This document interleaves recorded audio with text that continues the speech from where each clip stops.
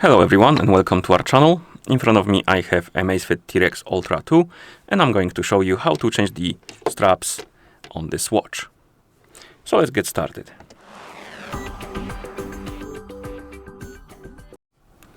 If you want to change the straps, first you will need to remove the old ones, and to do it, grab your watch, flip it around, and on the back of the watch you will see that each strap has this pulling mechanism you can pull on. And how it works is simple. You just simply pull on this mechanism and it lets you to pull out the strap. You need to do it at the angle. Basically, you need to position it like this, then pull on the mechanism and pull out the strap. Quite simple. Again, pull on it at the angle and take it out. And here we have our straps. Here we have our watch.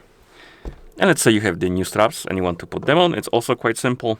You grab the watch, you grab the strap, and you simply push it on the bar right here. And it will click in. Quite simple.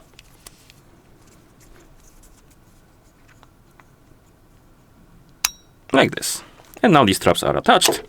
And that's how you change the straps on this watch.